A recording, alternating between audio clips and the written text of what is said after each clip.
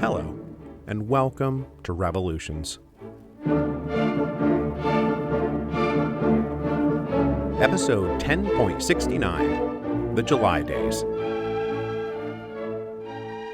We ended last time with the Great June Offensive, which was supposed to be the great panacea.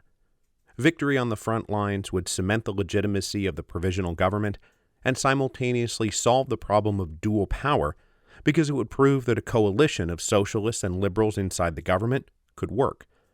It would also give them all some breathing space to hold the now increasingly overdue Constituent Assembly, which was supposed to settle all post-revolutionary constitutional questions.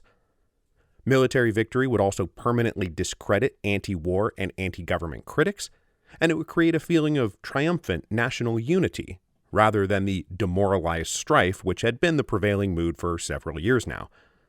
And as if that was not enough, Russian victories on the Eastern Front in the war would probably pave the way for a general European peace. These were all the things that could have happened as a result of Russian victory in the June offensive, but instead, as we saw at the end of last episode, within a matter of days that offensive ground to an ignoble halt and was then rolled back in a bloody, confused mess of desertion and surrender. If victory promised to solve all political problems, defeat made them all 10 times worse. The political parties poised to take advantage of these military defeats were the very anti-war and anti-government voices people like Alexander Kerensky hoped would be permanently silenced by military victory. But defeat only made those voices louder and more persuasive. Among the parties active in Petrograd in the early summer of 1917, it was a boon in particular to the fortunes of two groups, the Bolsheviks and the anarchists. Now, we have not talked much about the anarchists yet because they're still a very nascent force, really no more than a couple hundred organizers and activists. They did not really boast a large, stable party apparatus like the SRs or the Mensheviks or the Bolsheviks, and the anarchists had only recently formed the Petrograd Federation of Anarchists to tie their very loose-knit cells together. But from the February Revolution forward, this small group of anarchists had been the most hard-line voices calling for the overthrow of the provisional government, the overthrow of capitalism, and an end to the bloody imperialist war. They called for the immediate destruction of the parasitic central state and the reorganization of cities, particularly Petrograd, into decentralized autonomous communes explicitly modeled on the memory of the Paris Commune. The anarchists were not afraid to advocate violence to achieve their ends, and by June they were able to make the very effective case to the people that ever since the glory days of February, all the other so-called revolutionary parties like the SRs or the Mensheviks had been working to prop up the bourgeois capitalist bosses, not overthrow them. They had been working to continue the imperialist war, not end it immediately. I mean, how revolutionary are they really? In the context of June 1917, the anarchists and the Bolsheviks wind up sounding a lot alike. Lenin's April Theses were in fact criticized by other social democrats as being a downright anarchist program. One Marxist critic of Lenin said, "Lenin has now made himself the candidate for the one European throne that has been vacant for 30 years, the throne of Bakunin."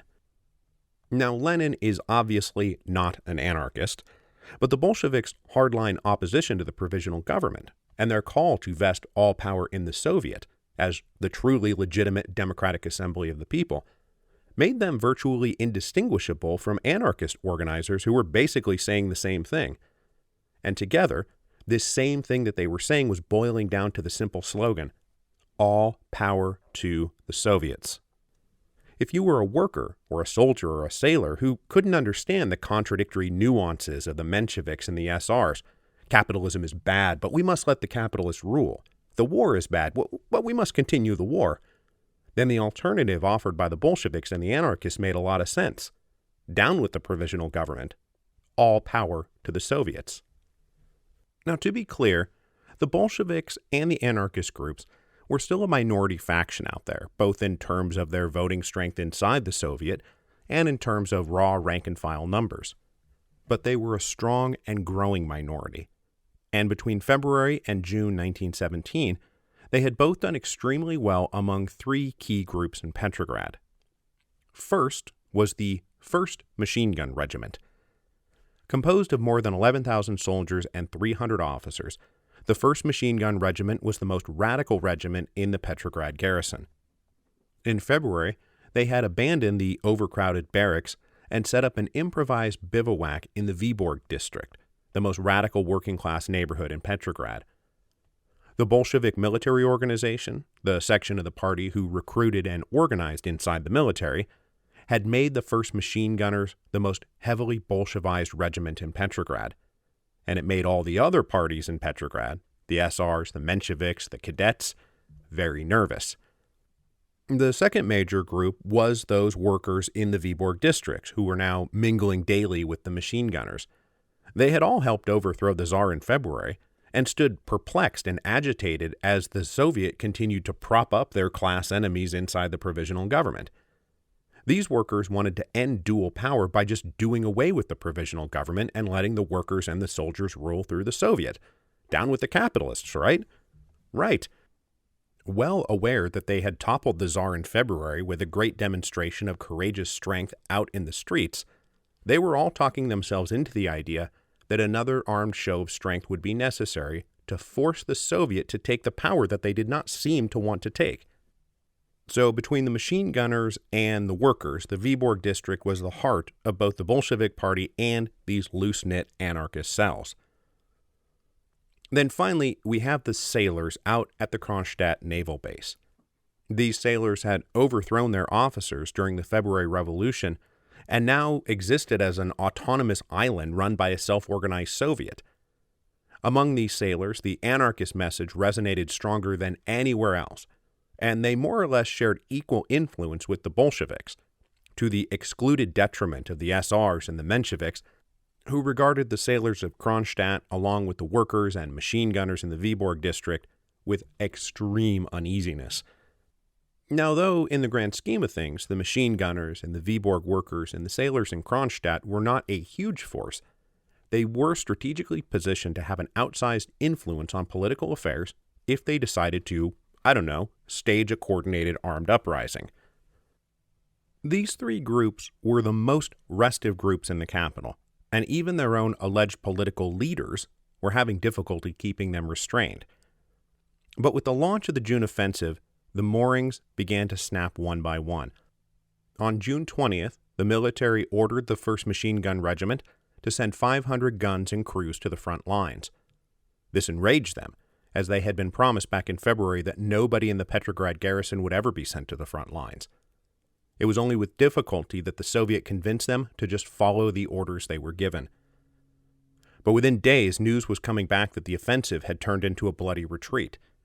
On June 26, a regiment who had refused to fight on the front anymore just packed things up and returned to Petrograd, where they spread the news of what was really happening out there. They had seen officers turn machine guns on their own men to force them to fight. This news was circulating on June 30th when fully 2/3 of the 1st Machine Gun Regiment were then called up to the front.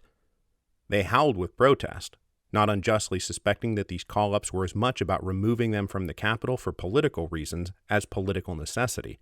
Besides, what were they going to do out there? Turn these machine guns on other Russian soldiers to force them to march out and die?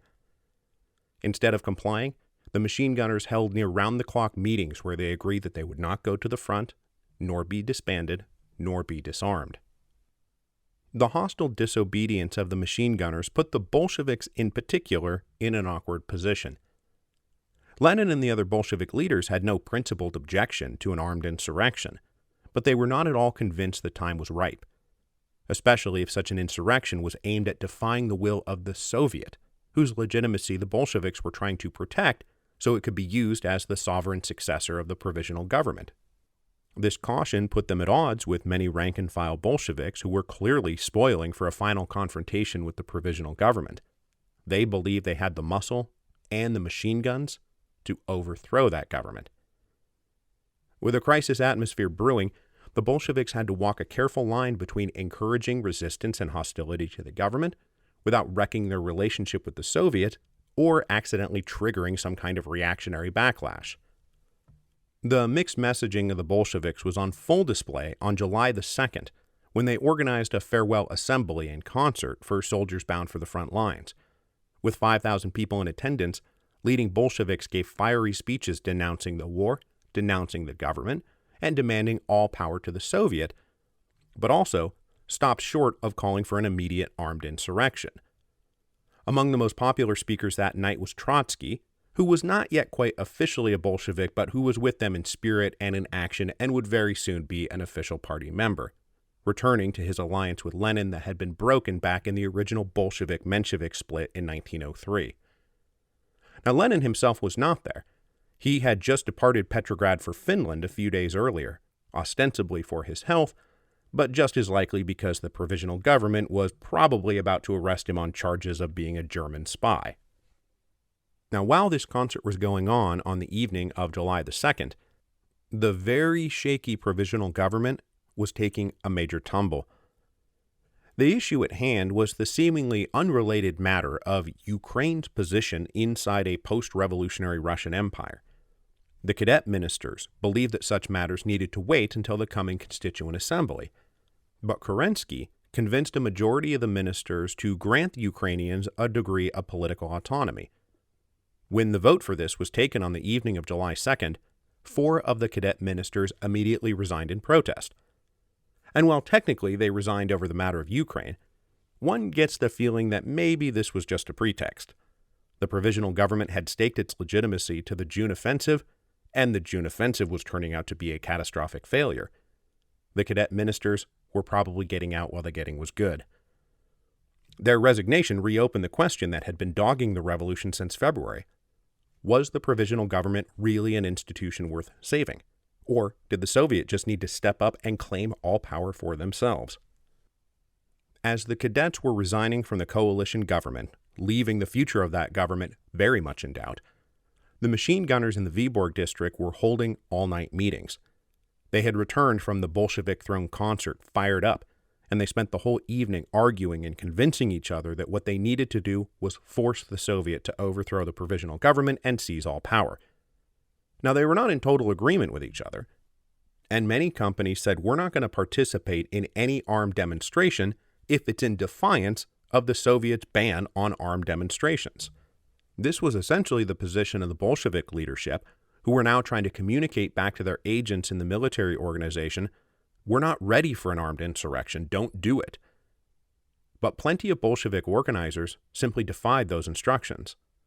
Standing alongside them in these meetings of soldiers were anarchists who had zero doubts or hesitation, and they were calling for an immediate armed uprising to overthrow the government, convinced that they had the strength and the will to do it.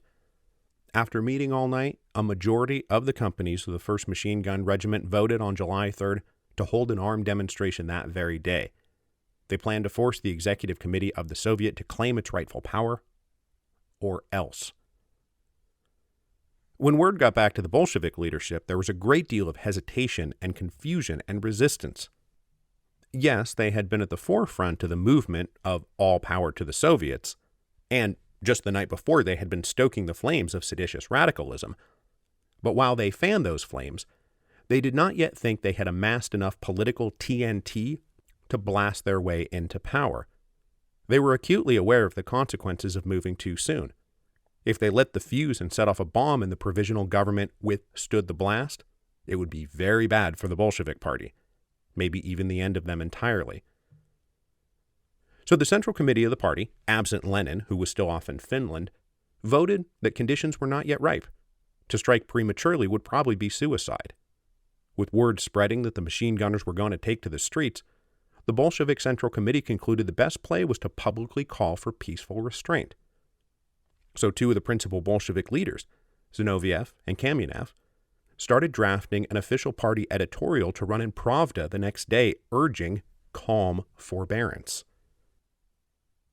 Now, all that said, there is also plenty of evidence that the Bolshevik leaders were simultaneously positioning themselves to take advantage of an armed uprising should it succeed. On that same afternoon of July 3rd, Bolsheviks induced the Soviet to announce an emergency session of the workers' section of the Soviet, and when that call went out, a suspiciously large number of Bolshevik delegates showed up immediately, while the Menshevik and SR delegates, who typically commanded a majority, scrambled to get down there. It was almost as if the Bolshevik delegates had been told to get ready for such an emergency call. When the SRs and Mensheviks, now temporarily finding themselves in the minority, implored the Bolsheviks to denounce all armed demonstrations, the Bolsheviks refused. The SRs and Mensheviks promptly walked out in protest. This left the Bolshevik delegates able to claim the authority of speaking for the workers' section of the Soviet, which was a very convenient position to find themselves. They were suspiciously well placed to force the executive committee of the Soviet to bow to armed public pressure to overthrow the provisional government, as if that was exactly the plan. Meanwhile, out in the streets, the machine gunners had mounted their guns on automobiles and fanned out across the city to get other military units to join them. Now, some of those units joined up, and others stayed out of it, but almost nobody said, "We are going to oppose you." By late afternoon, tens of thousands of armed protesters were out in force, including civilian workers. Street fighting led to general violent chaos as groups opposing the demonstrators now came out to fight, and one Bolshevik described the scene: Black hundreds, hooligans, provocateurs, anarchists, and desperate people introduced a large amount of chaos and absurdity to the demonstration. Inside the Tauride Palace, the executive committee of the Soviet met in panicked emergency session as a large armed crowd approached and then surrounded the building. But even as this crowd shouted for the leaders of the Soviet to take power or else, the leaders of the Soviet did not comply. And herein lies the rub of the July days.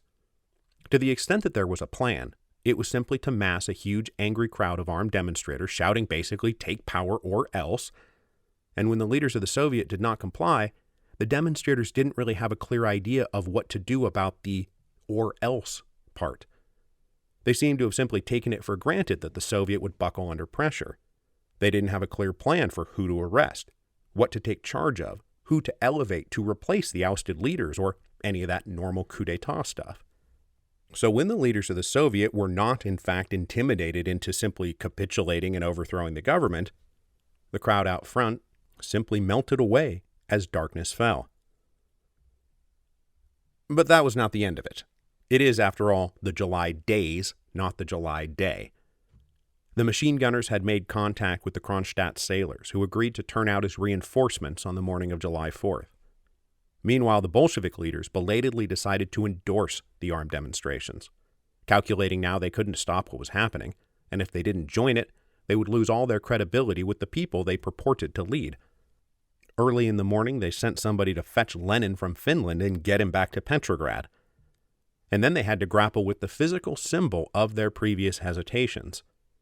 The morning edition of Pravda was all set to go to the printer, with a column front and center written by Zinoviev and Kamyanev, urging restraint, because that had been the party line like 6 hours earlier. They needed now to pull that editorial, but did not have time to reset the layout to account for the sudden editorial 180. So they simply removed the offending paragraphs. The July 4, 1917 edition of Pravda has a big white blank spot at the center of the front page. And all I can say is that big white blank spot seems proof of vacillating improvisation from the Bolsheviks, not the execution of a carefully thought-out coup d'etat. Because obviously the edition doesn't say, "All power to the Soviet, everybody turn out." It was just a big white blank spot. In the late morning of July 4th, a boisterous flotilla of Kronstadt sailors made their way across the water from their island naval base to Petrograd. Representatives of the Soviet came out and told them the Soviet does not endorse their president, please go back to your base, but the sailors ignored them. When they landed, they were greeted by other political leaders ready to join this all power to the Soviet insurrection. As I said, the anarchists were as influential among these sailors as the Bolsheviks were, and now even left-wing SRs were coming out. In particular, a woman named Maria Spiridonovna had arrived to address the sailors. Spiridonovna was a legendary revolutionary who had assassinated a security chief in 1905 and then been arrested, tortured, and exiled to Siberia in 1906. In the process of her ordeal, she became a near mythical martyr. Her exile only ended with the amnesties after the February Revolution, and since her return, Spiridonovna had made herself an implacable foe of the provisional government and Alexander Kerensky in particular. She is about to become the leading light of what becomes the left SRs.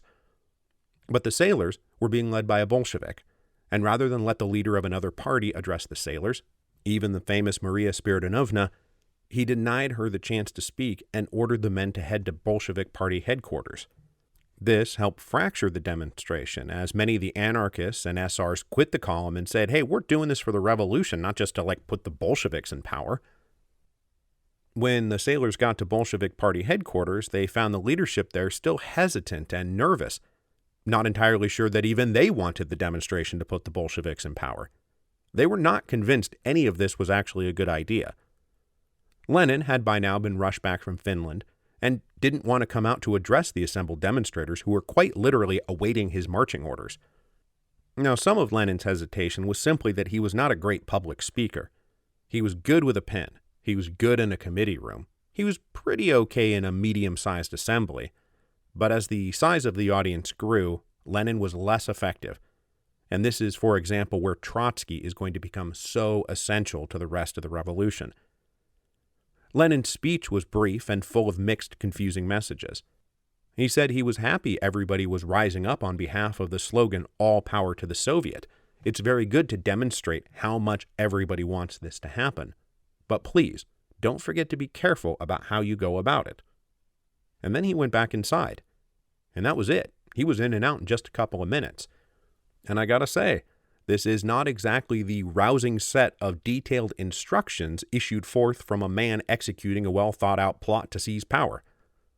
Lenin was nervous, and he kept saying over and over again all through July 4th when people asked him what we should do, he said simply, we're going to have to wait and see how things go. And just a little foreshadowing about how things went, this brief public speech at Bolshevik Party headquarters on July the 4th would be Lenin's last public appearance until the end of October. As the day progressed, tens of thousands of people were now marching hither and yon through the streets of Petrograd, probably somewhere around 60,000 in total. And it was incredibly chaotic. One of the main columns marching towards the Tauride Palace was fired at from the rooftops, causing stampeding and crossfire that left several people dead. When they all finally reassembled at the palace, the leaders of the Soviet dispatched no less a credentialed revolutionary than Viktor Chernov to talk them down. Chernov, now Minister of Agriculture, went out there to try to give a speech defending the accomplishments of the coalition government, but the people just yelled at him and heckled him and manhandled him and said, just take power, man. And in one of the most famous quotes from the July day, somebody shouted at Chernov, and I'm quoting here, "Take power, you son of a bitch, when it is given to you." Chernov tried to keep speaking, but a group of sailors in the front grabbed him and threw him in a car and planned to keep him as a hostage until the Soviet claimed all power for itself. Now, even before Chernov got shoved in the car, the leaders of the Soviet realized he was not managing the crowd very well, and so they sent out a bunch of other revolutionary leaders to try to calm them, including Martov and Kamenev and some others. But the most important of them was Trotsky. Trotsky pushed his way through the car where Chernov was held, and showed that, unlike Lenin, he was actually an insanely effective public speaker. He hopped up on the roof of the car and gave a speech where he cried, "Comrade Kronstadters, pride and glory of the revolution, you've come to declare your will and show the Soviet that the working class no longer wants to see the bourgeoisie in power. But why hurt your own cause by petty acts of violence against casual individuals? Individuals are not worthy of your attention." After this harangue, he called for everyone who favored committing violence to raise their hand. When no one in the now uncertain crowd immediately raised their hands, Trotsky hopped off the car, opened the door, and let Chernov out. As I said, this is the rub of the July days. Everyone seemed to be hoping that the mere threat of violence would induce the leaders of the Soviet to take power, and when they resisted, even the most radical of them, the Kronstadt sailors and the machine gunners, were not ready to take the next step, not just threaten force, but use it. And certainly the leaders, we're talking about inner circle Bolsheviks like Trotsky, were not saying, yeah, put a machine gun to Chernov's head and blow his brains out if the Soviet doesn't take power, because that's not actually what they wanted to do. Meanwhile, at that very moment, the Provisional Government's Minister of Justice, a Trudovik named Pavel Pereversev, played a major card he'd been holding in his back pocket. He called together delegates from 80 different military units of the Petrograd garrison and showed them alleged proof that Lenin was a paid agent of the German government, that the real motivation for this demonstration was not about domestic politics, but about sowing as much chaos as possible inside Russia while the Germans counterattacked against the Russian army out on the front lines. Now, the main outlines of the accusation are basically true. Lenin and the Bolsheviks did take money from the Germans, and obviously they had come back to Russia under German auspices. When the story spread back to many of the companies and regiments who had previously been neutral about these armed demonstrations, they went from neutral to hostile. But though the main outline of the charge was true, we should be clear that Lenin was in no sense a German agent working for the German government. Yes, he caught a ride home from them, and he took money when they offered it. But that was because he was advancing his own agenda, not because he was doing the Kaiser's bidding. The revelations about the Bolshevik connection to the Germans were the final security blanket for the provisional government. But even before the story spread, the attempted coup was already turning into an aborted coup. Heavy rains had started to fall, driving many of the less committed demonstrators away. And then inside the Tauride Palace, the executive committee of the Soviet still refused to simply capitulate to the demands of the crowd. When a group of soldiers got sick of waiting, and they stomped inside the palace and then burst into the room where the executive committee was meeting, the Menshevik chairman of the committee sized them up, then handed them a proclamation ordering everybody to disperse. He told these soldiers, "Study this proclamation carefully and then don't bother us again." He ordered them to leave. The confused soldiers, caught off guard, did as they were instructed. At midnight, the executive committee of the Soviet formally voted to not claim all power and instead re-endorse the legitimacy of the provisional government. Then at 1 o'clock in the morning, there were more heavy footsteps out in the hallway. This indicated a fresh batch of soldiers were on the way. Many terrified delegates thought this might be the end of them. But it turned out to be the nail in the coffin of the July days. 3 regiments of troops, incensed to discover that the Bolsheviks were German agents, had arrived to protect the Soviet and the legitimacy of the provisional government from those who would try to overthrow it. The July days turned out to be exactly what Lenin and the Bolshevik leaders feared that it would be: a premature failure. In the final analysis, the fatal flaw was that it was all bark and no bite. Intimidation alone was expected to force the Soviet leaders to accept power. When intimidation didn't work, nobody was ready to use brute force. The masked soldiers didn't arrest anybody or shoot anybody. Bolshevik leaders were not standing ready to step in and declare themselves the new, emergency provisional executive of the Soviet or whatever. There were no proclamations printed and ready to say the government is overthrown, the Soviet now reigns supreme. Now, it wasn't absent violence, and in fact, the July days were the most aggressively violent days of the revolution since February.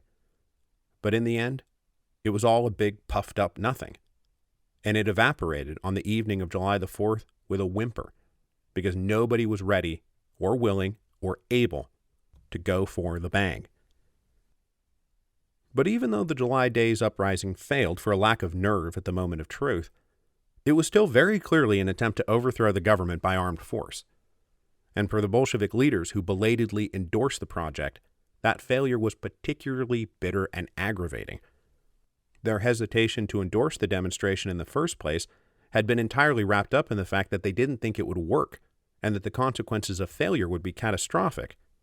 And over the next few days, they reaped the very backlash that they had never wanted to sow in the first place. News now spread far and wide that the Bolsheviks were in league with the Germans. Warrants were issued for their arrests. The authorities smashed up the offices of Pravda and closed it down. Bolshevik leaders burned as many papers as they could before an army detachment surrounded their headquarters on the morning of July 7th and took over 500 party members into custody. Lenin himself shaved his mustache and headed back into hiding. After a few days bouncing between safe houses, he booked it back across the border to Finland. It was not unreasonable for any of them to conclude that having taken this shot and missed, it was now all over. The Bolshevik Party would be destroyed, and its leaders would probably wind up dead. Lenin himself certainly considered this a very likely scenario. It seemed unlikely he would be able to return to Russia anytime soon. And in the end, Lenin seemed destined to die in exile, living as an émigré just like he had for most of his life. Now a failure and a has-been. He'd probably wind up muttering in cafes about the treachery of Philistines, while Swiss waiters nodded along with condescending pity for the sad old man who had ultimately amounted to nothing. But even though Lenin and the Bolsheviks were now safely dead and buried, that did not really resolve the crisis for the provisional government, who were still reeling from the failure of the June offensive. And next week, they will emerge from the crisis of the July days intact, but still being tossed by the incredibly treacherous waters of the Russian Revolution. And in the summer of 1917, it was not at all clear that the provisional government would ultimately survive, or frankly, that the revolution itself would survive.